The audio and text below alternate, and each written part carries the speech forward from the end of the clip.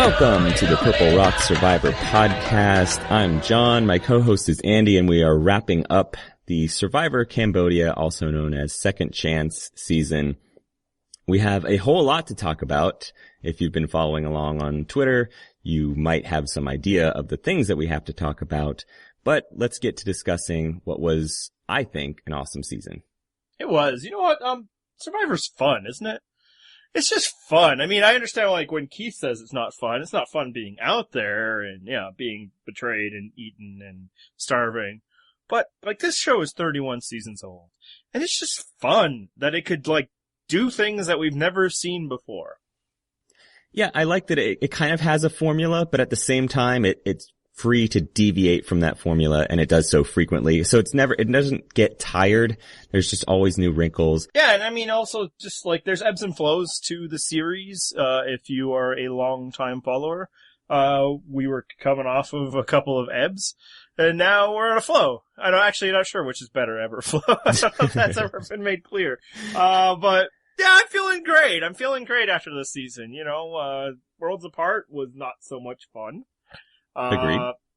San Juan del Sur, I guess, was actually awesome. We just didn't notice it at the time. That's... In retrospect now, it was amazing, huh? Yeah. The logic cannot fail in that respect. But nothing but positive. I got a question for you.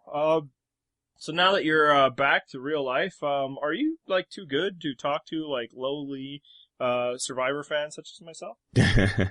You know who might be too good to talk to lowly Survivor fans is our pal Emma, but we'll discuss that some other time.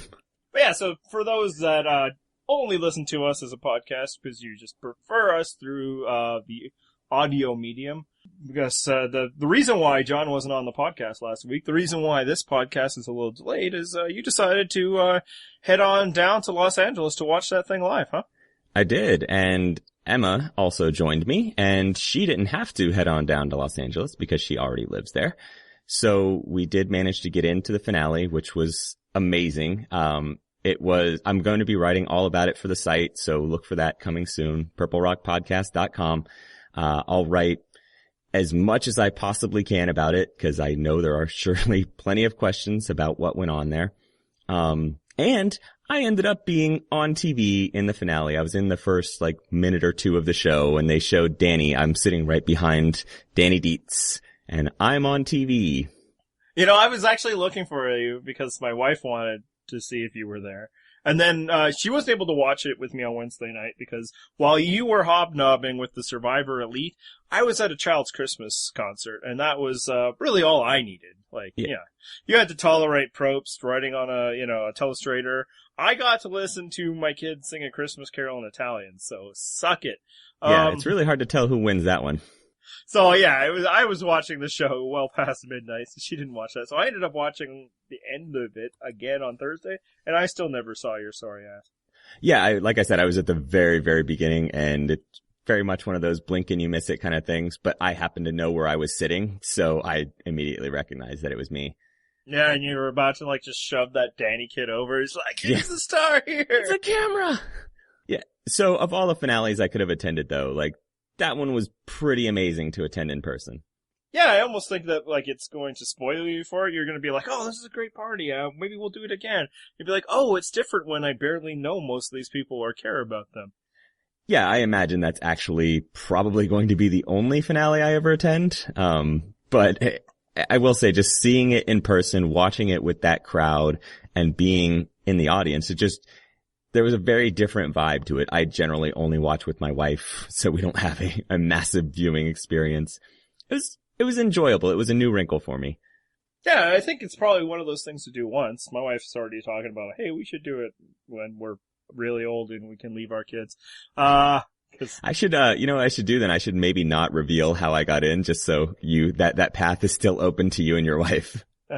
But I wonder, once is great, and then maybe if you go to it all the time, it's kind of like, being the kid who just keeps coming back to high school, or if it's like attending an NFL game where it's actually a far better television experience, or am I totally off base and it was just, magical? I got to a certain point while watching the finale, and I don't even remember the exact point, but just being in the studio and watching it on the monitors just having that surreal, I am watching the Survivor finale in LA, in the studio. I'm going to see the live reunion. It all sunk in at the same time. And it was just like, wow, this is amazing. Yeah, no, that's really cool. And it was, I think, a good show to be there. Remarkably, it was a fairly decent reunion. Yeah, as far as reunions go, which is low, the bar is pretty low on that. It was great. Yeah, like, reunions suck. It's like, Yes. why do we never actually talk about them that much or criticize? Sometimes they are remarkably horrible. Like Karamoan would be the lowest point, as, Emma wrote about in her post. Even though, like, half of last year's Worlds Apart was fairly awkward, and then it was just like, let's get on with the voting. Who cares about these suckers? Exactly. But I thought this one was well managed. Like, the best you can hope for at a reunion is about a C, because it's, like, just a hard thing to manage. Mm-hmm. Super fans are always like, why didn't they talk to everybody? It's like, well, it's a 45-minute show they've got to produce. At best, sometimes. You guys are gonna get what you need out of the hundreds, dozens, thousands of podcasts and websites and interviews. So just go it. Don't be too upset if Probst doesn't talk to the, 20th person on the cast, cause he ain't gonna talk to him. Cause he wasn't there. And then, so after all that, I guess you got to go to exciting after parties, huh?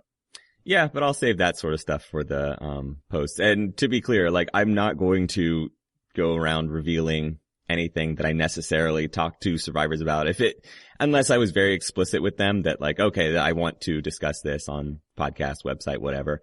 But I will tease one thing, and that's that I found out some very interesting information about that advantage that Steven acquired. And it's actually something that makes that advantage even more powerful than we thought previously. So there's your tease. You're going to have to look for my post about it to find out what it is. Excellent. So that's your first and final finale story. Yes. At least until you're sitting there waiting for Probst to give you a check. Yeah. Don't hold your breath. But no, let's talk about the finale specifically, not the attendance of it, but what it was on our screens, because it was really good, right? Am I wrong in believing that? So the first thing that basically comes up was the final 6, just madness that took place. And I imagine if I were at home watching with my wife, as we normally do, we would have been freaking out, rightfully so. But just the amplified reaction of everyone in that audience looking around, some people basically that were Keith, looking around like, what the hell is happening right now? The super fans in the audience flipping out over all the scenarios that are taking place, and just the vibe in there was so cool. Like, no one knew what was happening. I'm trying to explain to people around me, okay, well, this is going to happen, and then these two will tie, and then drop rocks, but Keith's the only one left, and oh my god, Keith is voting himself out because he's agreeing to this. It was amazing. Yeah, I actually wasn't 100% sure. Like, yeah, we know the scenarios, we know rocks, and then we knew that rocks wouldn't be in play. So I wasn't sure if they, like, a 3-way fire thing, because it does kind of seem unfair that suddenly, like, you get down to only one person. It's never been like that before. Even, poor Pascal had to draw a rock when he shouldn't have. Right. It was exciting. In fact, I think the reaction from most people now was that the greatest tribal council of all time. It was very dramatic. I don't know that it was best tribal council of all time, but it was certainly just one of those in the moment as you're watching it, like, mind-blowing type things. Like, wow, this is actually happening. Yeah, I think it's in the discussion, and that, I think it's too soon to make that call. You never want to do it the day after. Right. But, maybe something we'll discuss in greater fashion somehow, some way in the future. But for now, there were so many things to like about it. Obviously, just the happening. Never before had there been no votes counted in a tribal council. But I liked how, like, Jeremy and Kelly just, like, are giving each other daps and just, like, we're excited about being part of this and just laughing at the craziness. And that's the great contrast between this season and last season. Like, there was genuine animosity between the players last season. I'm sure there was some this season, but just that point where everybody's playing their best and you just respect your competitor. Like, you know what? Great move. Yeah, and, I think Kimmy played it well. I thought Keith's moment with Kimmy was genuinely touching. Yep. I do think that the show screwed up a bit in that, so they did they had the new vote, and it's a tie between Kimmy and Tasha. And they're like, well, we're not, the next thing would be a revote, but you guys aren't going to change your mind, right? And they're like, nope. They probably should have made it clear what's next. Yeah, the consequences of not changing your mind. Yes. And then let Keith go out there and be like, sorry, Kimmy. Yeah, I guarantee you that some people there were not aware of the consequences of not changing their vote. Which, I'm not critiquing them too much. I'm pretty sure that as crazy it was for us, it was probably pretty crazy for production too. They're probably running around like, oh God, what now? Like, maybe they've had some eventualities, but, plans like one day we might have a tribal council without any, but for one, they've never done it. I doubt they run that fire drill frequently. Right. And for two, as, we were saying, when you get down to this low a number, it changes things. This is why they screwed up the original rock draw, is because you're running out of options. They don't know what to do with a tribal council where 3 of the 6 participants are immune.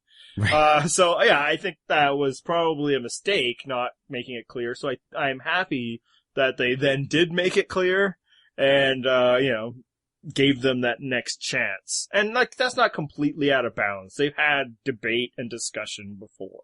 Yeah. And you know what? Props to Kimmy. That's obviously when she went out, but way to go out on a high note. I mean, I don't know if she's been this aggressive all season. I don't think she had to be, first of all, but just making the move at the right time, which is something that we always discuss. That's what you want to do. Not the big move, but the best move. And she finally saw an opening. She took it. It failed. That doesn't mean it was a bad idea. Yeah, no, I mean, Kimmy is the one Bion who finally made a move on Jeremy. All those other idiots didn't, and they were left holding the bag. So, right. and by all indications, it seemed like she was ready to make moves, the week prior to that. But, Tasha had other ideas. And those ideas were, I guess, second place is really cool. Yeah. So, and we'll talk about that a little more. But yeah, I think full props to Kimmy. And she was willing to just put it out there. She was willing to draw rocks. I don't know if she realized that she wouldn't have been a drawer, in which case it's like, yeah, I'm really willing. It's actually a thought I had today is that because it was actually tied, it wasn't like 4-2 Jeremy Kelly, like I thought kind of the all idol situation would be. Mm-hmm. If they hadn't played their idols, they would have been immune anyway. That's a good point. They would have gone to the next step without the idols. Yeah, I mean, provided nobody, gets spooked during the revote, right? Or, it's like, oh, now I can vote out Jeremy. But I think every indication we've ever gotten is Tasha wasn't going for that. And I don't know if Spencer would have had to because he was immune. So yeah, it might have, all of a sudden they'd be immune anyway. And then it would have been, the other 3 drawing rocks. But of course you play the idol. That's what the idols are. Exactly. I'm not critiquing that at all. It's just like, oh wow. Then they could have had the idols again, and then Kelly could have won immunity and give it to Keith, and the whole thing is different. And of course that's Survivor, where one variable changes and everything's gone. But yeah, I loved it. It was it's what I was hoping for the week prior. My predictions were god awful this season, but yeah, they were almost like I was just a little early on things, really early on predicting some of these people to leave because I predicted like Tasha in the first episode. But I was like, oh, we're going to get the double idol play. Spencer is not winning over any jurors, that sort of thing. Cause, making things about me is what I do here. You might not remember because we haven't spoken in a while. I know, it's been so long. So we get past that. And yeah, I was wondering just what that was like in the audience. And as I imagined, it was insane. Yes. And then we get to the end, and Jeremy Collins is our winner.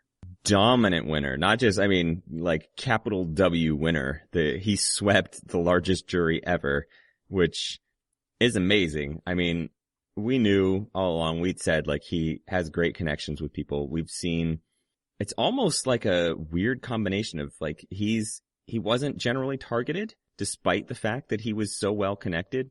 Technically, no votes cast for him the entire season. Right, technically. I mean, 3 times his name was written on a parchment, but those didn't count. Yes. And you would think that at some point, someone that likable, would be targeted. And of course, Stephen pointed this out correctly in the finale. It's a very different scenario. You're working with incomplete information, but you have to assume that just if people are gravitating towards Jeremy and are so willing to work with him and just seem to genuinely like him, he's a threat. Physical or not, he's a threat. Yeah, and his, like, control of the game was not a complete secret out there. It wasn't like he was just, pulling the strings and nobody saw. Like, Sierra called him out on that. I believe Cass called him out on that. Like, people on the other side recognized that Jeremy was, a threat, a top dog, but people on his side decided, no, that's cool. Yeah, I just wonder if it was one of those mistakes that you make where it's like, oh, there's always another day to make that happen. Yeah, I think for some of them, certainly, like, Spencer said that he didn't want to go to the end to him, but, it's like, if you're waiting for Final Four, you're not really giving yourself a whole lot of outs there. Right. But, and we'll talk a little bit more about where things went wrong for Spencer, but I think it's amusing that there are some people online, and these are stupid people, so I'm not going to go too much on a rant, that are trying to downplay Jeremy's victory. And it's like, the proof is in the pudding, people. Yeah, a 10-0 victory is never a fluke. Sorry. Yeah, he did the thing. It's like maybe the Patriots played with deflated footballs. They still won by multiple touchdowns. Shout out, Corey. And that's how this one was. It's like, and I think some of the people saying that are, Spencer partisans, Facebook fans or whatever, stupid people. But it's like, your boy lost completely, and the only score that matters. And, people that are suggesting that, he did it because, his baby. That's not true. No. I mean, really, and I get why he thought that was a big deal to hide that, because again, he played with stupid people last time and they targeted him because he was sympathetic. This jury was never going to do that, or these players were never going to do that. They kept Keith around, who was extremely likable, judging by everything we saw. Yeah, that was just never going to put the target on him this season. And I mean, maybe it could have somewhat, but I don't think it would have been a big deal there. But it definitely wasn't why he won. Exactly. If it turned over a vote or two, I'm not sure that it did. If it did, dude won 10-0. It didn't matter at all. I think what it did though is it made people who were going to vote for Jeremy anyway feel really good about it. Yep. Exactly. Like, oh, okay, well, he's about to be a father again. This million will come in really handy to him. Well, cause you see on the jury, I don't know if you haven't gone back and watched this at all. I just don't know, like, how clearly you were able to see it, but, like, there were tears in their eyes. They were, like, truly touched by this and smiling and eating out of the palm of their hand, but, like, those people were gonna vote for him anyway. CBS has, little interviews with all the jurors, before they voted. And you could tell, like, almost to every single one of them was already on the Jeremy train. I think maybe Joe is like, maybe Spencer. There was a couple people that were like, if Jeremy doesn't answer what I'm thinking well, and then they might go to Spencer. In particular, a lot of people did not like what he did at the final six with Kimmy. It wasn't just, arrogant, evil Andrew Savage. Right. He was speaking for the group. But no, they were pro Jeremy, and the reason why is because he played the best freaking game out there. Yeah, he did great. And it was funny too that, like, with that question about voting out Kimmy and how, like, pleased he seemed to be doing it, he gave the correct answer. Like, yeah, listen, I was mad in the moment. Like, I trusted her and she betrayed me. I was a little pissed. And I think everyone can relate to that. Like, okay, yeah, I get it. You were betrayed. You acted a little rashly, but understandable. Yeah, and I think it actually might have even helped that, coinciding with the baby thing is that it showed him to be a little more emotional. Because, it sounds like he wasn't, like, I think he was able to connect with people very well. That's probably the best thing he did. But, like, the crying Jeremy, we got that. He wasn't doing that with them because he was trying to play a bit more of a controlled game. He wasn't really mugging for the jury at all in the way that, like, Kelly Wentworth certainly was. So I think that, helped humanize him a bit too and made people feel a little bit better about, the guy that had been destroying their game the entire time. Yeah. I think one of the reasons why Jeremy, might not be getting all the credit he deserves is I feel like his is a game that's going to play so much better on rewatch or in retrospect. And the reason why is because he didn't get the overwhelming winner's edit that players that have dominated like he has in the past have gotten. He certainly got a winner's edit. Like, we were calling it out pretty early on. Yeah. But there were other plausible winners throughout, you know. Yeah, and I don't think that's any fault of Jeremy's. I think that that's just that he had some genuinely good competition this season, and he beat them handily. And, you know, the edit serviced that his competition was strong. Yeah, no, they had quality players and also interesting players, so they didn't have to turn over the entire season to their winner. And it's funny to, see a little, complaint or, concern trolling about that, about how maybe the story didn't, point this way completely, or the narrative seemed to be a little discombobulated. It's like, man, Survivor just can't win sometimes, You get a One World or Redemption Island and people hate it. It's like, oh god. Or even, Worlds Apart, where it's like, oh, the winner's obvious from, day 1 or day 3, and it's dull, and are they really that good at Survivor if they were playing it's a bunch of idiots? And now this is, somebody playing against a bunch of good players, and it's like, oh, narrative didn't make any sense, and, maybe he wasn't as controlling as you think. I will say that, I think that's the minority opinion. I think, again, 10-0. It speaks for itself. Yes. Well, and here's one thing, because I don't really know what the reaction was. I haven't seen it brought up, but it's partly because I was away from comments and Twitter during the finale. But people at the finale were shocked that it seemed like Jeremy was going to flip on Spencer at that final 5 because he was afraid of an idol being played. I immediately recognized that as great gameplay and him not wanting to flip on Spencer, but just making sure that if there was an idol played, he wasn't getting caught in the crossfire. Was that your read on it too? No, absolutely. It was 100%. Okay. Once you've got Keith saying they're not voting for you, you don't need to do anything.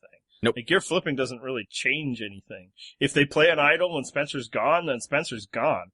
They don't need your help in doing that. Right. All that was a cover your ass move. And it was a brilliant one because it's basically a race. The first person that gets to them and says, hey, I'm flipping, vote for this person, they're probably going to go along with. Yeah, and it's where Jeremy had positioned himself to be that person in a way that obviously Tasha never could. Not that she'd need to. And Spencer really couldn't because he had burned too many bridges at that point. I mean, unless Spencer could at least make, the fairly cogent argument that you should vote out, you should target Jeremy because he's dangerous. Well, the problem is I think Spencer would have had trouble selling that argument just because in the tribal council just before that, he told Kelly, like, you're safe, you're safe. Yeah. So he burned any little shred of credibility he had left with her, I'm sure. No, and I think that, just that little moment there just pointed to what Jeremy's greatness this entire season was, and it's what he planned for before he got out there. He was always going to have another target in front of him, and he executed that strategy just brilliantly, like perfectly. There was always another thing, and I remember when we talked about Jeremy in our preview, and you were a little down on him, and I might be remembering this wrong, but I know you don't remember it at all, so I can just present it as truth.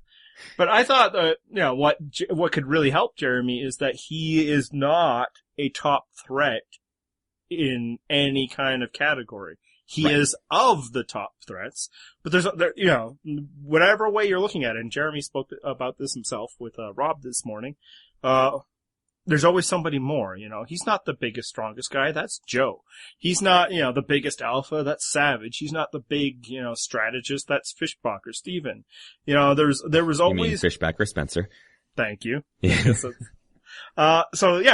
He's like good in everything, but he wasn't, at least coming into the season, perceived as elite at any of it.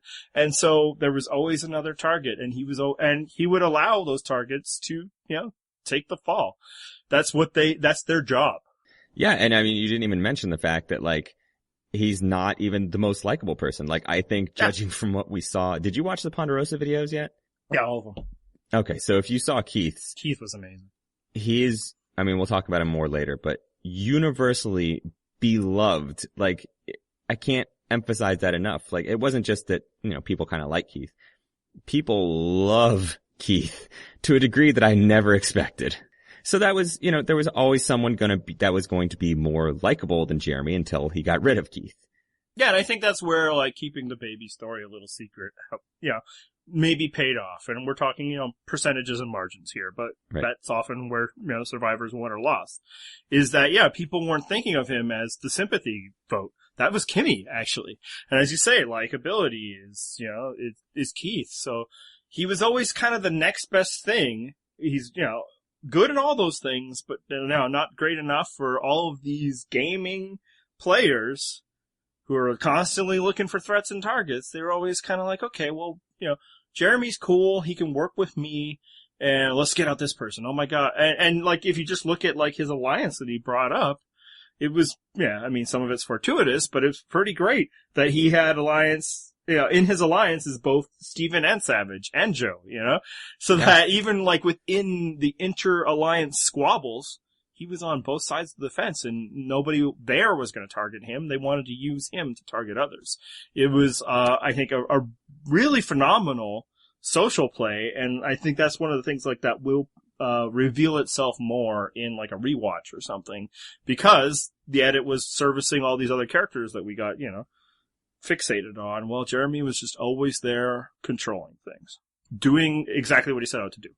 Yeah, and Jeremy was a little fortuitous in that Savage went out without any blood on Jeremy's hands. Same with Steven, who he had like played an idol for. It worked out well for him in certain ways, but luck always plays a role in a winner's game.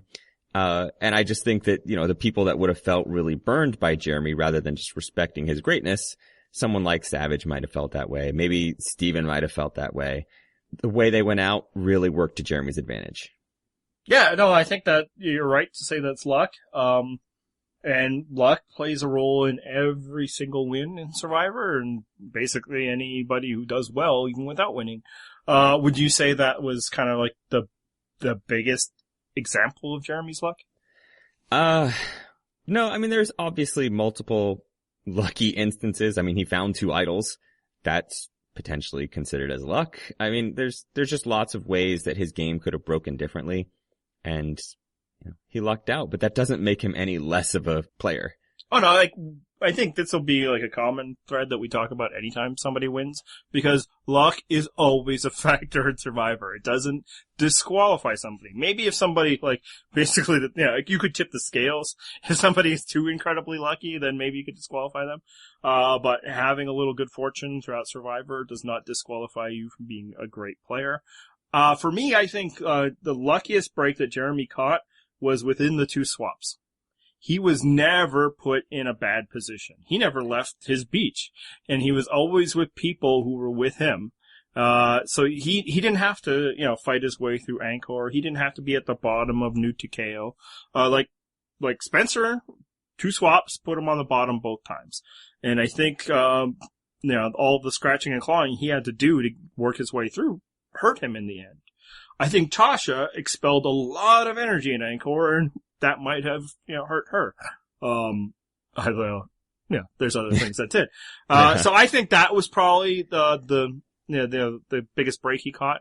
But what I'll say about Jeremy's game is I think he well positioned himself to withstand the bad luck that can happen and to capitalize on the good luck. So yeah, he had multiple alliances that he could pivot to. So if a Savage gets taken out, that doesn't hurt his game at all. In fact, it might help it. He loses a Steven 1 week after, giving up an idol for him, and that doesn't hurt him at all. Him and Spencer go for a coffee walk and everything's cool. He doesn't go on any rewards, and he uses that time to, make final 3 deals that really took him through. And so I think his social game and the way he had, positioned himself with everybody made it so when lucky breaks happened, he could capitalize. Whereas for other people, they were just moments in the wind. Well, interesting contrast here, because Wentworth, from the merge on, was constantly playing. She was playing from an inferior position the entire time. So it's an interesting contrast with Jeremy's game, because I think, would you agree with this? She's probably the second best player this season.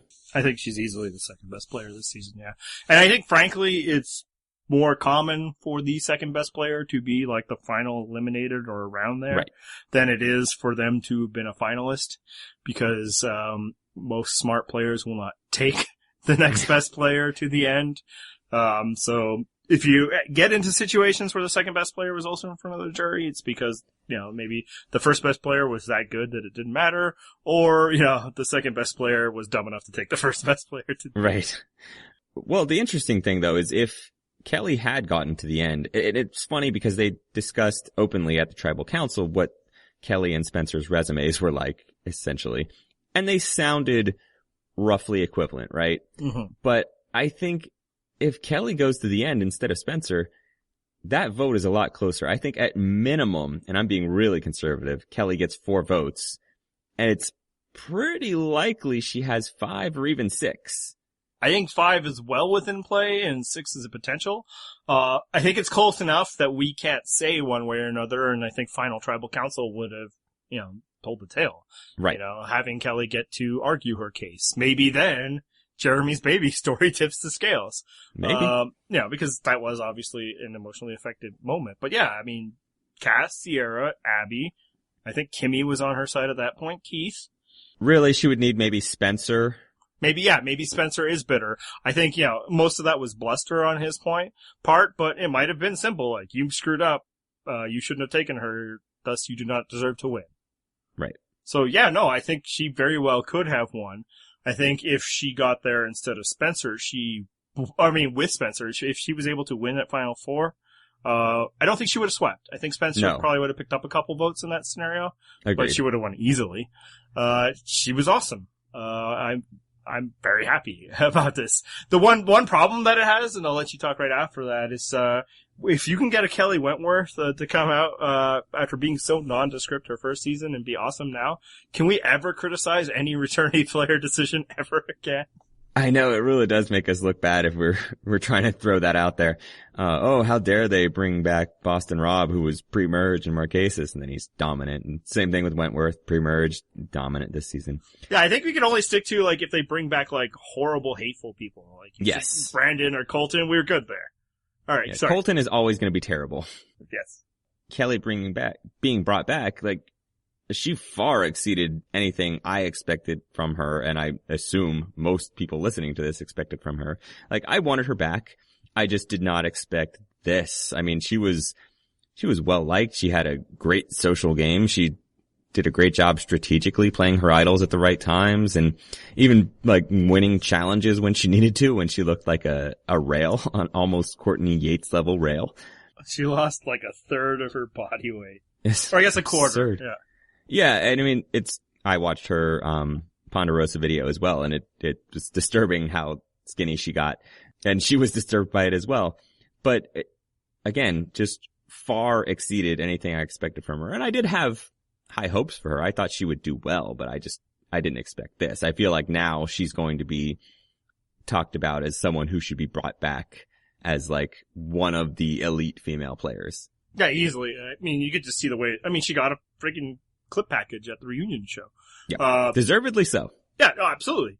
And not only did she play well, she was actually our site's, our readers' pick for the winner in the preseason, I believe. I think that is how the voting went. Now, there was actually a spoiler photo of her out on the internet post this case looking like a skeleton. So maybe some of the people who voted in that saw that. I never saw it until the season was underway, and then tried to tell myself that it wasn't her. And then I still, predicted her to go at 9 or something. See, so I didn't let that affect my analysis.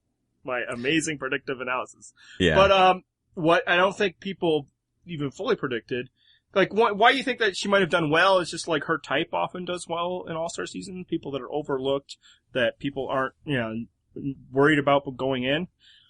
But she played under the radar. We discussed on the show how, the people out there are probably not respecting her the way they should be. And I think we also said there's time for them to do so, and clearly they did by the end of this episode. But she was entertaining, too, and that's what puts her elite. It's not just that she could, be overlooked in votes and, stay back and let other targets take the hit, which is absolutely what she did. She let Sierra be out there. She let Abby annoy people her way. That she basically played Jeremy's game, but from a disadvantaged position. Right. But she was super entertaining. Yeah, and not only that, she was the one that played with fire by aligning with Abby, and she survived. Yeah, no, and that alone. Yes, that makes you an elite player. Elite social game. So no, I think she will be spoken of in the terms, Probst only mentions 3 or 4 women ever, and I think she'll be on that list now. With the Parvati's, maybe not when you talk about greatest players, cause she's not there yet. Yeah. Because apparently to get to that list, you need to come back 2 to 3 times and be successful each time. Right. Because people have short memories on one-time players. The Hall of Fame voting. But yeah, I think Sierra got a lot of hype, at the end of Blood vs. Water, and I feel like she was a name that kind of stayed with production. And I think that'll be true with Kelly Wentworth as well. And, I think she should be. I think that you don't get a lot of players, that are active, that are attractive, that can talk to the camera to tell a story. She, great reaction shot. She's good for TV. And she's competitive as hell. Yeah, and I think they saw that in her. That's why they were probably incredibly disappointed. And that's what happens in Survivor sometimes. Ball bounces different ways, and good people get taken out. And that's why I like the idea of bringing back some of these people, because if you really believed in them in casting the first time, then maybe give them another shot. Yeah, I do wonder if this will be that the way that Survivor uses to get Vince back on the show, because I guarantee you they were so disappointed when he went out so early last season, because they were like, yes, we got our next weirdo. Yeah, no, absolutely. I think there's no doubt about that. Is there anything that Kelly could have done better to win besides, winning that, final immunity challenge? I don't know. I mean, she was in on the Kimmy plan. Like, it was potentially going to be successful, and she played her idol. Like, that could have done it if Jeremy didn't have the idol. I don't know how much harder she could have played. It's one of those things. Like, you can play your best possible game and still not win. Yeah, and I think just things didn't quite break her way. You don't get to take control of the game when you're Kelly Wentworth in the way that Jeremy can. But also, she was on a tribe that was not as good as Jeremy's tribe to start with. And I think it felt like she found a really good home when she was the only person or one of 2 people in Takeo to be on the new Takeo. And she worked that situation really well at the beginning of the game. She knew when to cut bait with Cass and, work her way back up with people. Sounded like she had social connections with the other side. The people worked with her, even if they felt like they were using her, it still worked for her own ends. The one thing that people point to that I think we'll discuss is what happened in finale, when she came up with the fake idol. You wanted to talk about that. Yeah, I did. And I think that there were people saying, Keith should have pulled that out. He should have played it. He should have worn it. At least in the finale. I haven't been as active on Twitter as I generally am. So. Accurate. The same way people were talking online too. Okay. I assume. I just wonder, like, in the moment, who's going to fall for that? Because, playing it obviously isn't going to actually do anything. It's fake. If you hang it on your neck, why did you do that? Because if it's a real idol, you're just going to play it anyway. I mean, you could take maybe a masterful strategic and social player could say, hey, listen, I'm putting this on right now just so you know that I've got it, and the first one of you that makes a deal with us is safe. Maybe that works, but that's still like a Hail Mary. That's no guarantee. So I get why Keith didn't play it. It was always going to be a huge shot in the dark. And like he said, it was really just going to end up punking him rather than anything else. Yeah, and then other people have said, well, Kelly should have, you don't trust that big move to Keith. Kelly should have, gave it to him at tribal council or that sort of thing. No. And Kelly has talked about this in her post-exit interviews, is that there was already a book at this point on how Kelly Wentworth plays idols. Uh-huh. And it's not flashy, hey, this is gonna happen. It's, last second, oh, Jeff, by the way, yep. I'm not gonna do and that's at tribal councils where she could maybe pull the bluff, do the Malcolm and put the necklace on and say, hey, what you guys gonna do? Cause it ain't gonna be me, and then not use it. Now, she could actually not have done that because all they would have been like, cool, we're voting for your ally.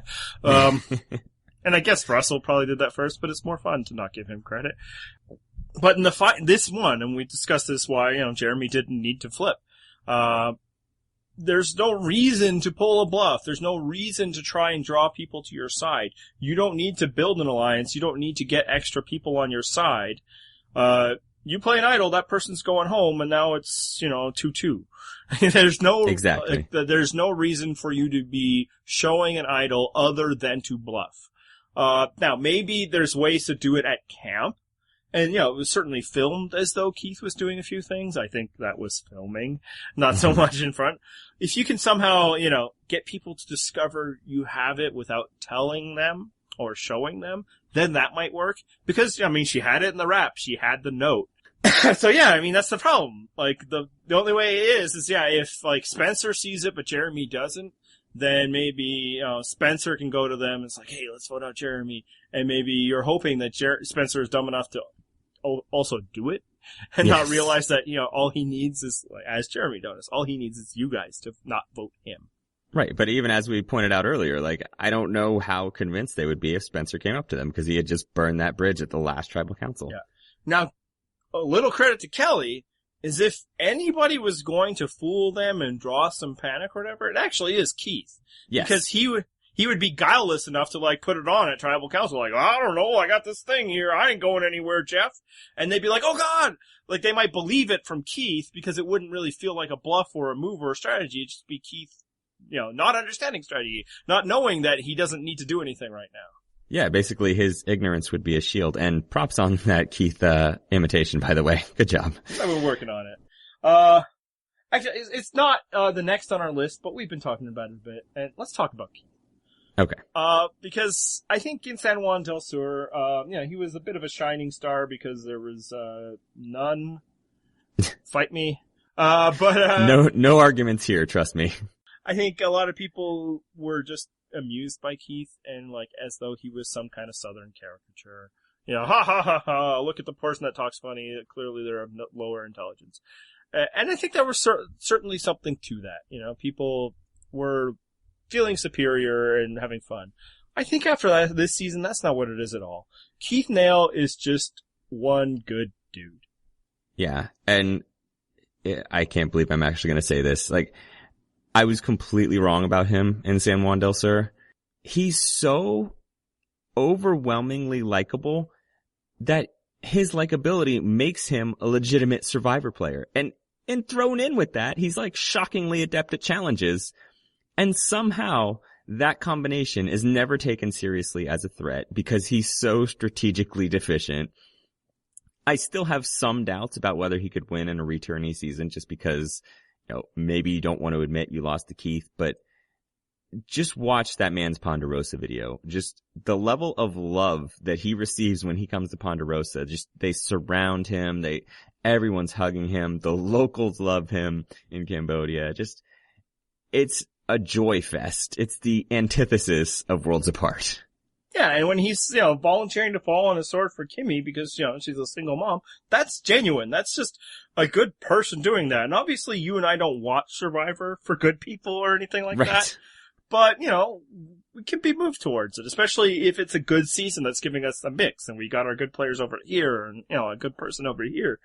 And yeah, no, the Ponderosa video, I can't recommend it enough. If you are like me and you cannot watch it on, YouTube or CBS.com because they've decided only Americans are fit to see this content. USA. Go to Reddit. There's a guy there and you go to the sidebar, the Survivor Reddit. There's a guy who posts the videos there. That's how I watch them, and thus I'm not infecting my computer with any viruses or anything like that. And it is worth it, because yeah, you just watch that and it's like, man, what a good guy. They could bring him back again, and I'd be fine with it. Yeah. And I also I met the Survivor Ponderosa producers at the finale after party, and I congratulated them. I was like, you guys did awesome. I loved those videos so much this year. They really took a huge leap in quality this year. Yeah, and I think they recognized that this was the season to do it, right? Yep. Now, I don't know why, in turn with that, they decided that let's cut off a significant percentage of the viewing population for that. Like, we buy products too, and also I don't even think there's advertising on them. Maybe through CBS there is, but... You need to eat more Snickers in Canada, and maybe they'll let you watch them. That's one we get! It's not like, it's like you're competing with Smarties or something. That one was for you, Hornacek. And I can't remember who on our site that said this. I apologize. If I was to guess, I'd say Scarlett. But Keith is that guy who you're sitting around and you're saying, oh man, my washer isn't any good and I gotta deal with this. He'd just be like, oh heck, let's go on down to your place and fix it. And he'd just fix it for you for like a beer. Like, that's Keith. And I like seeing that. I like seeing a little bit of that. Do I want to see a season where, Keith is one of the few people worth watching? Heck to the no. But in a good season like this, it's all part of the nice mix, so. Yeah. And this is really the ideal situation for Keith in a season, because you don't want him to carry the show, which he had to do in San Juan del Sur. You need him as a complementary player. Yeah, and there were times this season where he faded to the background when it was, strategy heavy or whatever. But then he's out there on the tuk-tuk, and that's going to be a thing we talk about for a long time as one of those delightful Survivor moments. And it was just great. And that, I think we're there shows kind of like the social game. And for him, it's not a social game, it's just who he is. Yes. But I've said that in the past. The social game itself is a bit of a misnomer. Basically what it comes down to is how do people respond to you as a human. And you can't really fake that, which I think is a nice transition to the person we were going to talk about next, and that's Spencer Bledsoe. Oh, actually, it would have also applied to another person that I thought we were going to talk about next. Somebody who certainly tries to fake it. So was Spencer really ever in contention to win this season, or did it just seem that way? I mean, we kind of touched on it earlier. I think if he gets to Final Tribal against Wentworth, it's certainly a lot closer. I think he had some people. Yeah, closer than 10-0. I don't think it's close though. Yeah, I mean, I think at most he ends up with 4 votes. I think Kelly's always going to win in that scenario. It's just, it could have been at least closer. Maybe, sweating some out a little bit. Like, he's not necessarily going to walk out of that Final Tribal like he did with this one thinking, well, I just lost. Yeah, no, and that's true, but it's, a lot of people were convinced that this was, his season, that it was his story, that they were getting a winner's edit. And I think what happened there a lot was Spencer's really good at crafting his own winner's edit. He is a very good speaker. He's somebody who understands what Survivor is looking for and gives them to that. But, and I pointed this out last week when I was talking with Matt and Emma. It's like, where's the jury votes for this guy? Like, where's his base? And some of that is, as I also touched on, early this episode, he had the misfortune of, having to play from the bottom twice. But some of that's also because he was on the bottom at, his very first tribe, and that wasn't misfortune. Yeah, and he's not going to have the social connections that someone like Jeremy has, because Jeremy's just a much more outgoing, sociable person, and I don't think that's Spencer's personality. No fault to him. Like, it's not mine either. I would struggle in the exact same ways. But yeah, if you're going up against someone like that, it's just difficult in Spencer's position. I don't think he can connect with people quite as deeply or make people believe, I should say, he's connecting with them as deeply as Jeremy was. Right. Well, does he beat Keith?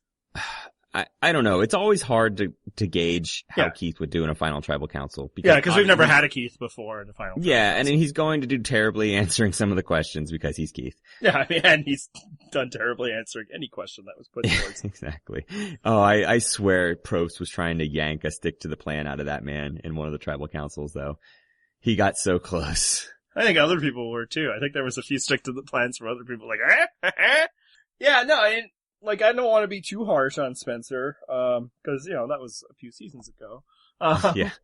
Well, and that's the thing, is I think he genuinely did improve his game from Cagayan. I think the growth narrative is not false. It's just, I think it's more a product of him maturing, even though he was in Cagayan, probably pretty crazy mature for his age. You don't see Spencer as the 23-year-old that he is, because he comes across as much more mature. And so again, this is just him having aged in between Cagayan and now. He's grown up, he's wiser, he's, he knows a little bit more about what he's doing this time. And again, he's more mature, but he just can't relate to people in the way that Jeremy can. Yeah, and I'm not even sure it's maturity so much as it's intelligence. The two can be mistaken quite often.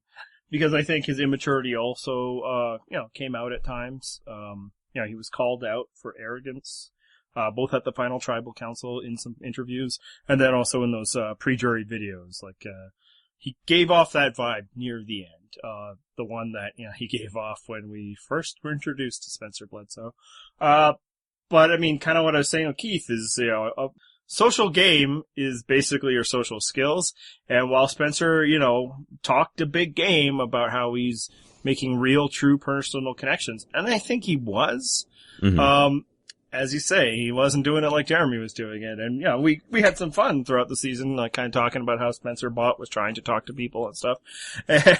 And they showed some of those scenes early, and it's like he's certainly doing it, but it never felt natural. It didn't feel natural when he was talking to Terry, or when he's blurting out, "I've never told my girlfriend I loved her," or anything like that. So it's funny in hindsight that who was his mentor in that situation?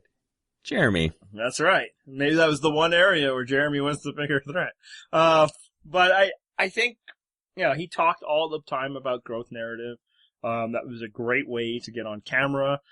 Definitely what producers of a second chance season is looking for, but I think it was a critical miscalculation of what this jury was looking for. I don't think that was going to win him a single point with them, because, grow all you want, you're not going to get to where Jeremy is. Yeah, but again, I am going to chalk some of that up to his age. I mean, just think of the ways that Jeremy can connect with people. I mean, he's a fellow parent. That's going to resonate with a decent chunk of that jury. He's an athlete, so he can communicate with Joe and be like, oh yeah, I know what it's like to be the athletic alpha male type. And he obviously had some bonds with Steven, and I think maybe Spencer could have had those bonds as well. But there's just some people that he's not going to be able to connect with as well as Jeremy does. Well, it sounded like he had a pretty close bond with Steven, and that was the other problem, is that people felt more betrayed by Spencer. You're on the right track with the age thing. That was something he was always playing for behind. He is significantly significantly younger than every single member of that jury, this entire cast. But I think he would have had a better chance maybe if he instead talking about how he made personal connections that all those people feel betrayed by, and that he grew as a person, where they'd be like, well, good for you. You can take that on in your life with your exciting new job in economics. Maybe he should have pushed more the narrative, which was true, that, would have helped Kelly Wentworth win. That he was on the bottom and he worked his way through and he did the things he needed to do to stay in the game. Because in those respects, what he did was very impressive. He was almost the second person voted out this season. He could have been voted out when Monica was voted out. He could have been voted out when Wu was voted out. Like, those should have been the things should have been hammering home, instead of I learned to be a real boy. Yeah. Well, and then also he could have, emphasized what everybody already perceived as his strength, which was strategy. He could say, I was behind these votes. I manipulated these things. I made this stuff happen. And again, if that's the perception that people have of you, is that you're this capable strategist, you know what? Play it up, because that's your strength. Yeah, that's my point. That's where I think it was a miscalculation. Now, I don't know if it actually cost him. I kind of feel like the jury was ready to vote for Jeremy. But yeah, he was trying to beat Jeremy on a social level, and you're just, fighting on the wrong court. And I think that was the problem with both of the finalists against Jeremy, is that they weren't better than him in any perceivable way. But the way he could have really sold it is through strategy.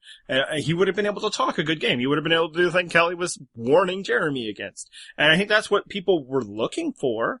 If you listen to the pre-jury, speeches, and obviously, Spencer couldn't, is, when it sounded like they really liked Jeremy and they, and admired his control in the game, they were giving Spencer's, credit for being a strategist.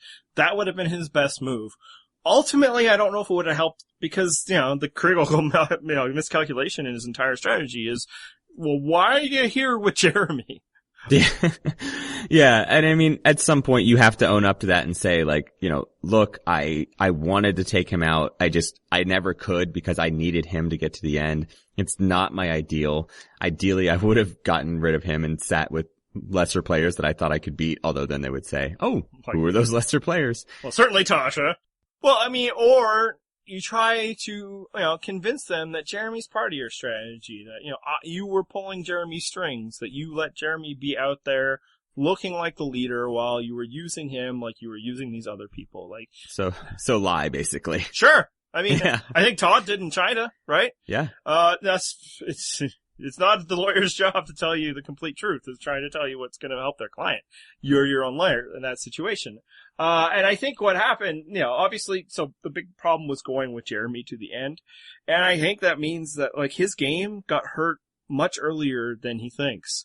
He left himself with not enough outs that he could have gotten to the end with somebody that wasn't Jeremy. Like, as he says, I want to do it at 4, because if he'd done it before then, he would have become the target, which is why, there was probably a few votes there that maybe he shouldn't have done. Like, maybe, as great as it felt to get rid of Steven, maybe he should have kept Steven around. Maybe he should have worked a little harder at the merge to not get rid of Cass, and then he would have been able to form another group that he could have worked with that didn't involve the best player in the game. So, a lot of things that obviously, in retrospect, but I think Spencer was not the second best player this season, at least. No. So, we should move on to someone who I don't know. Like, we're talking about ways that Spencer might have improved his position. Was there anything possible that Tasha could have done? Turns out Tasha was in a worse shape than we even imagined. Yes. So you did watch all the pre-juror video, or the final tribal videos from the jurors. I didn't watch them. I didn't have enough time. But just the impression that I've gotten from post-game interviews of people that I've seen so far, and I think 1 or 2 Ponderosa videos, just not a lot of love for Tasha. Yeah, no, if you watch those videos, the only person that really, like, kind of hints that that they're considering voting for Tasha is Andrew Savage, who is, of course, the world's biggest sexist, if you listen to some of our readers. Shout out!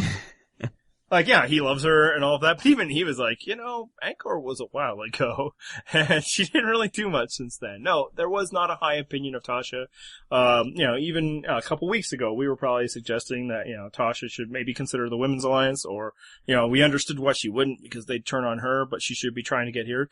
I think very late, it wasn't long into the game where she didn't have anybody she could have gone to the end against. Like, I don't think she's beaten Kimmy. I don't think she's beaten Keith. Abby, but it's not a final 2.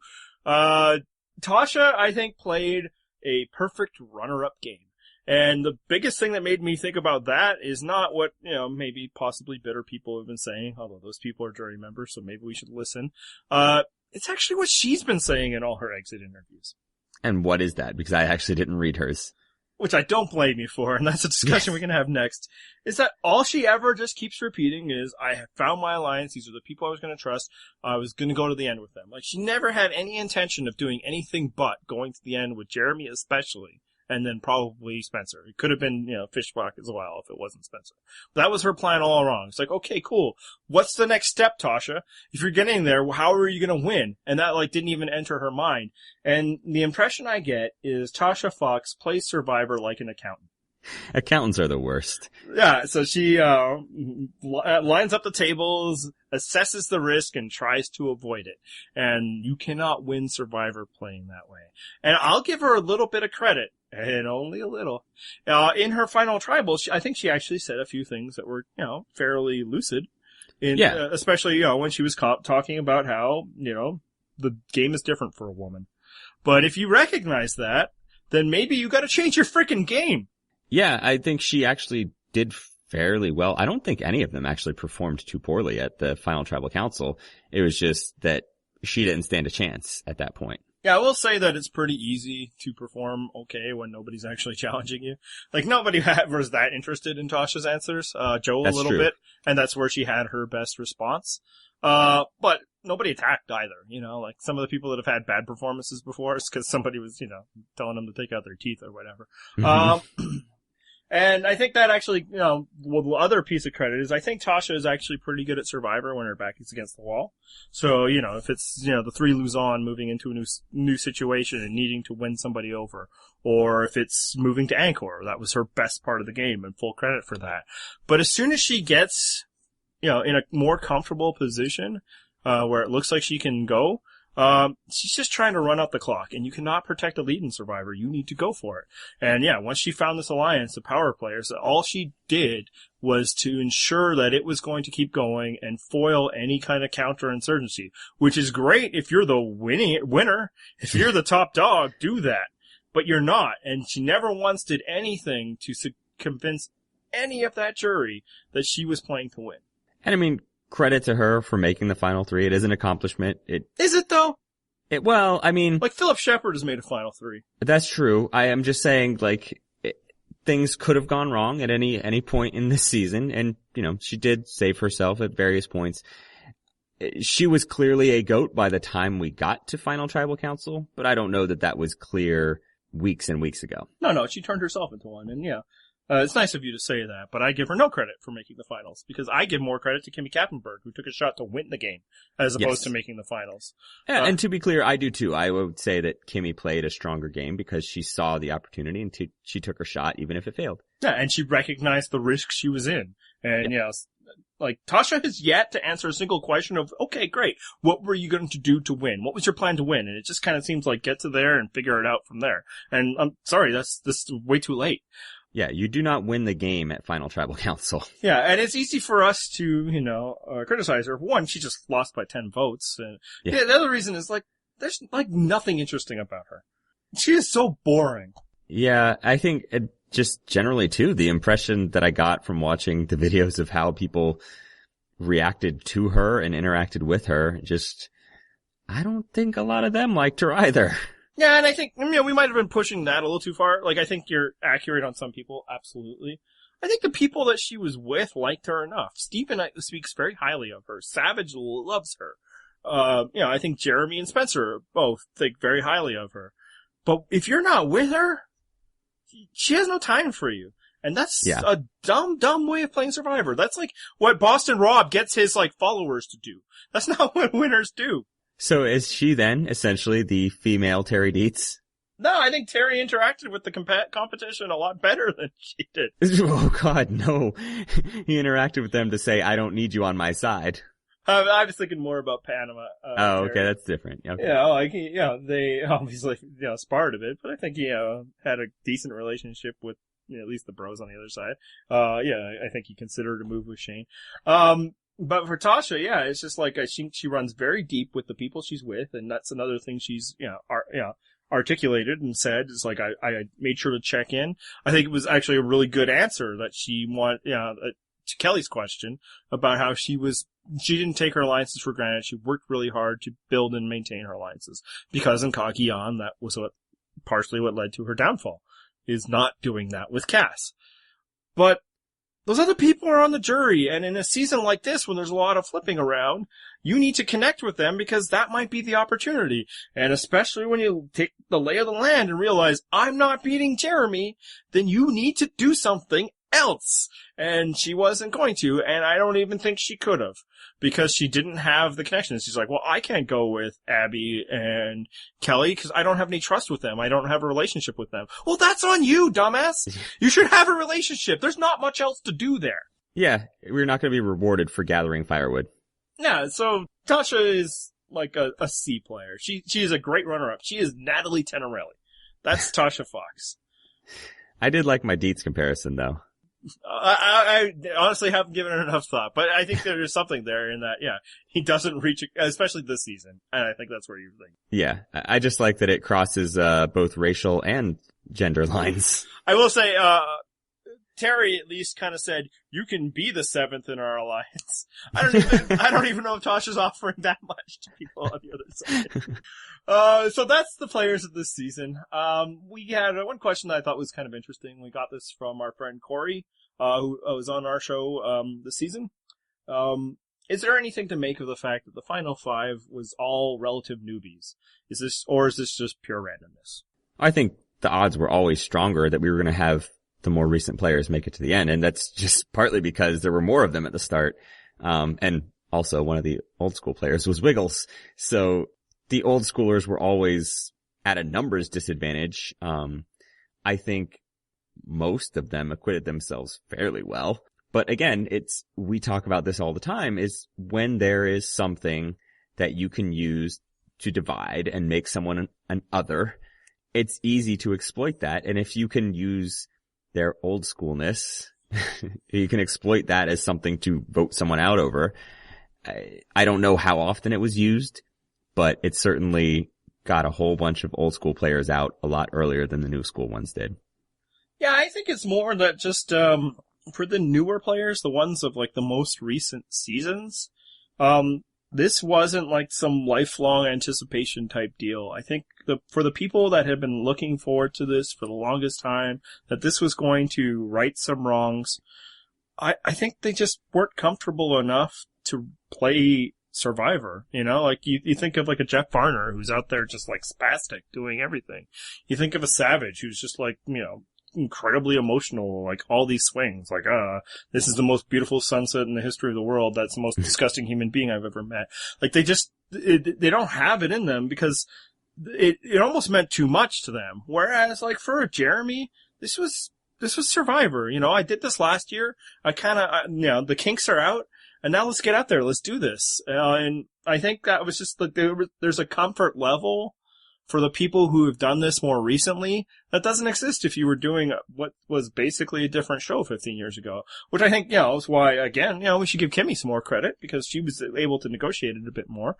But I think that's kind of some of it. And also a lot of like the new players that returned, this was like they probably just felt like, okay, cool, it's an all-star season. Like, I was going to be invited to the next time they were going to do one of these anyway. So it wasn't like, you know, this great relief that they're finally on Survivor and I'm going to show and prove something new. Like, if you're Spencer, you knew you were coming on Survivor anytime now. If you're Jeremy, you probably had a good idea about that. Tasha, I think, is a fairly confident person to believe that too. So I think that's it more than anything. It's just, you know, for those people, this wasn't necessarily a life-changing experience so much as it was, you know, it's go time. We get to do this again. Well, the counterpoint to that is the first two boots of this season were people who had that same confidence and was, you know, Vitas and Shireen. Like, I'm sure the same thing. Their season ended and they're like, hey, I'm coming back. Like, I'm clearly worthy of coming back. And they did. They were the first two boots. Yeah, and I think they were victim to kind of the thing I was speaking of, the people like Varner or whatever, like, oh, we gotta do this. And I think Shireen probably approaches Survivor like that anyway, right? Like, and I think she's like, yeah, she was really needing to do stuff. Whereas Vitas, I think, was probably too comfortable, you know? The comfort that worked for Jeremy worked against Vitas, and that's probably just the random draw of, the first 3 days of Survivor. Mm-hmm. Well, yeah, so Vitas was on this season, huh? Are you sure about that? Well, I didn't see him at the finale, so I can't be sure. He wasn't, like, hanging outside the Dirty 30, just kind of looking in the window. Actually, funny you mentioned that. Yes, I know. So I think, you know, that's probably it. And then, you know, pure randomness, sure, maybe. Everything on Survivor is somewhat random. But I really do think there's something to the fact that, you know, these people are just a little bit more used to the process of Survivor. It's possible. So the big question is, how does the season rate? It was good, right? It was a good show. It was a good season we're talking about. Indisputably. I mean, I think I say that, and yet I think there are actually some people, who comment on our site that were like, I don't know, hasn't done it for me. The narrative hasn't been concise enough. Hasn't followed an arc that I've enjoyed. It's been too scattered. Yeah, and to be clear, we're not disrespecting those people in the way that I typically disrespect, you know, phantom internet people. I think they made their position well clear, and because they're commenters on my site, I totally, you know, respect them. It's like right. Randos elsewhere that I'm always taking pot shots at. Yeah, I think this was an upper third season. I would go much farther than that. I think, and you know what, it might be just the bias of experiencing the finale live. I think at minimum, this is probably going to be number 3 on my list. And I will at least consider it as a contender for number 1, although it's really hard for me to imagine anything topping Heroes vs. Villains. But it was a great season. It delivered in so many ways that I want Survivor to deliver. And for me, this was a top flight season. Yeah, I mean, I'm just cautious right after the thing, and I'm not coming off for like the afterglow you are. Like, you right. might still be sobering from like this show. I had one drink. Good, you wanted to keep your wits about you. Good on you. Exactly. And probably it was tough to get service at the bar. That too. And you'd spent all your money on coffee. But yeah, I mean, I don't know what there is not to like about it. Like every week there's something new, and you know, it was an unpredictable season. Sometimes unpredictability could be a sign of, you know, formlessness like San Juan del Sur was. Exactly. I don't think that was the case. And we said this earlier in the season, but I think it warrants mentioning again.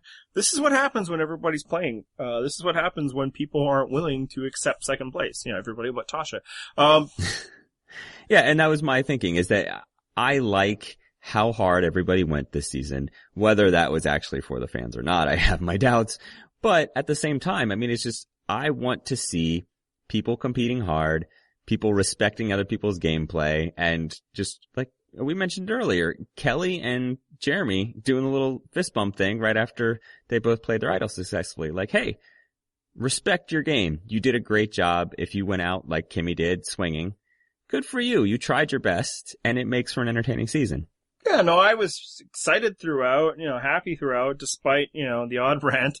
Like, I was never angry at the show. I was never angry at players. Maybe that's why I went overboard this season, like, ranting about, like, reactions.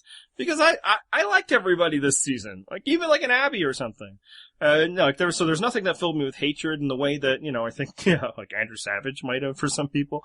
I think for those people, that was part of their fun. It's actually fun still seeing people. It's like, why are you still taking shots at Savage? Like, he so doesn't It's been matter. Weeks. What's wrong with you? Yeah, like, let it go. Get it over it. We're over his elimination. We got over that week. Could it end up being top 3 when it's all said and done? Absolutely. In fact, if you just start to do the one-to-one, comparisons, there were some moments in Heroes versus Villains that probably didn't reach these levels, Yeah. We are talking about a season that was dominated by Russell Hantz. So, yep. and I think that kind of gets to Jeremy and his season and his thread will be a lot, and I think they're fairly well respected at this moment. I think people will respect them more if they go back and watch it again or just reflect on it, because he was doing it the whole time. And some of it might have gotten mixed up because they had other great stories to tell. And that's a positive. It's great that this season had like a Jeff Farner story to tell. It's great that we got to see more of Stephen Fishback because, I loved what we got out of him. There was probably a couple missteps, like the Savage Steven thing just brought consternation into my life and it meant nothing. That could have been developed as to something else. But that's like minor nitpicks. We got Keith on the Tuk Tuk. We got lots of great things. So yeah, I could see that. I loved it. Yeah. And again, I'll go through at some point. It's hard just because it's so new and it's so recent. It's hard to properly assess it. But I think objectively looking at it, for me, it's hard to rank it too low. Right. And, we don't ever explicitly rank winners, but kind of just, we have basically thirds at this point. Where do you think Jeremy is? Is he kind of upper third in the elite?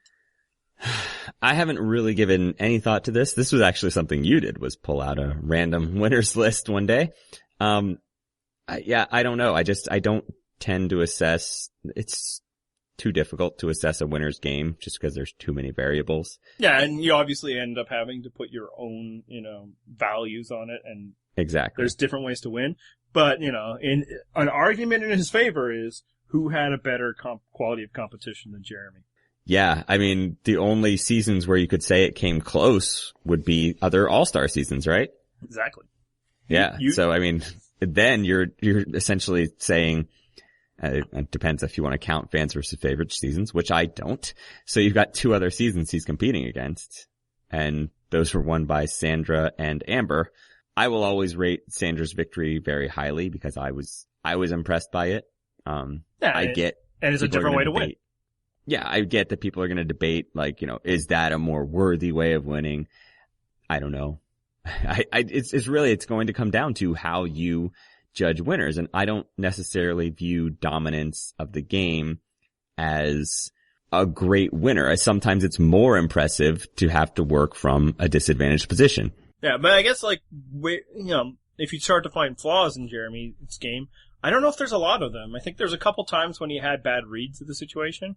The Kimmy situation, he had a bad read. Obviously, he was among the group of people who underestimated Kelly's idol finding potential.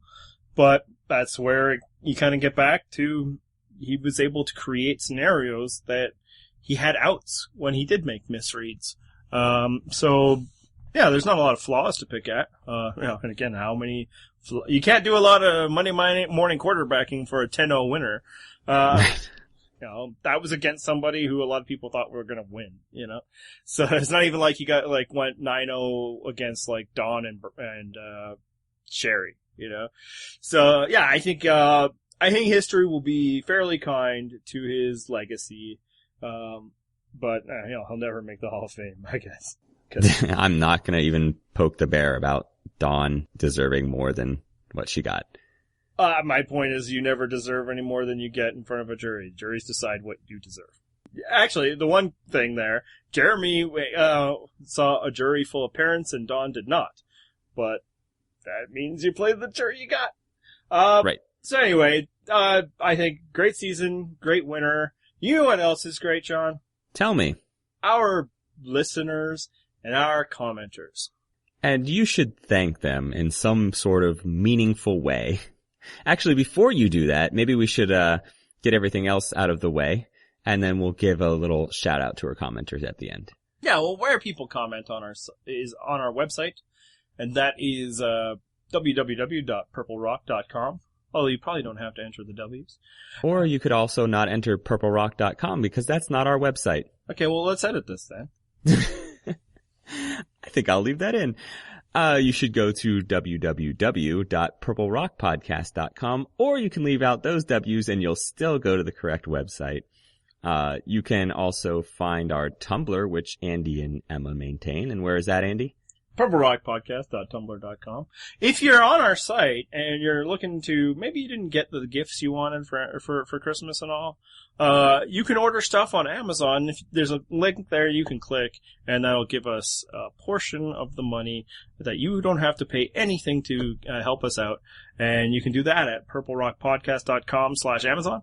Yes, you can. And you can also find us on Twitter. There are 5 of us in total now. It used to be just Andy and I, and we've grown so much over these 3 years. You can find our podcast account at Purple Rock Pod. Andy is at Purple Rock Andy. This is going to get very repetitive. I'm at Purple Rock John. We have Purple Rock Emma, Purple Rock Mark, and Purple Rock Matt as well. And quickly, let's thank Emma, Matt, and Mark. They've really done a great job helping us provide entertainment to those that listen, those that read, and I think, it's helped make this a lot more fun. Yeah, and I got to hang out with Emma while I was in LA, and she went to the finale with me. So look at that. Survivor is making friends amongst internet shut-ins. I'm not here to make friends, Andy. You used to be. What happened to you, man? You changed. Going to the Survivor finale changed me. So, if you visit our website or follow us on Twitter, you might notice that within this off-season, we are going to try to put out a little bit of content, maybe. We actually are not the Survivor fans who mourn the end of the season. We actually enjoy the break.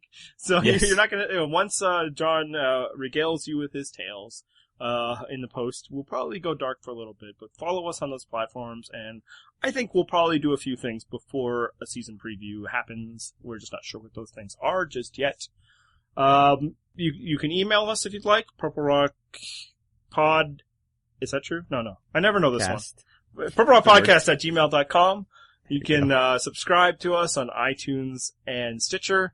And the website itself, not only do we produce content that people enjoy, people share, it's a great place to comment. We've talked about this a few times in the season.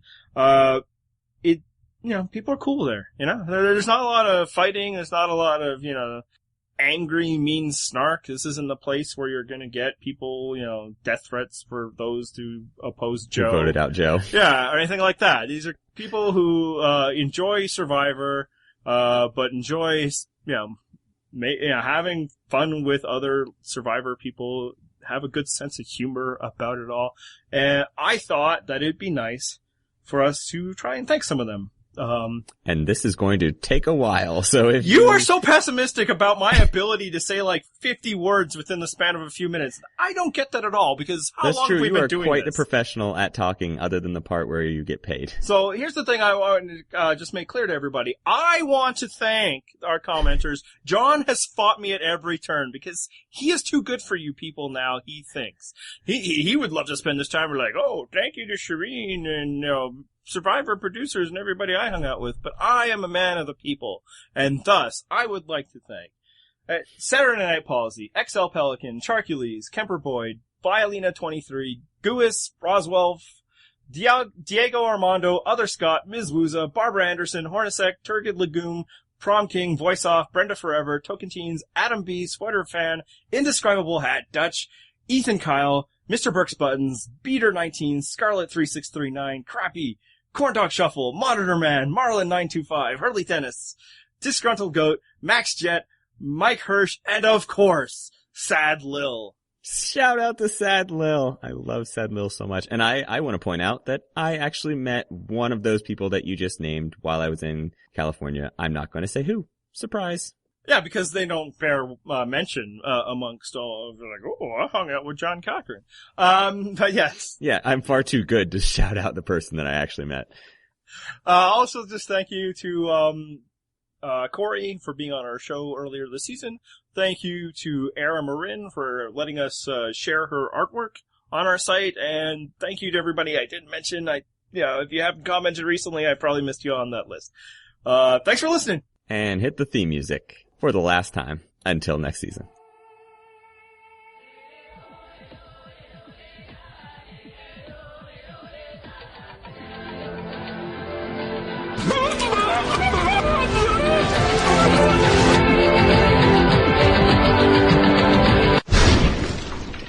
That's what it's like when a woman wants a baby.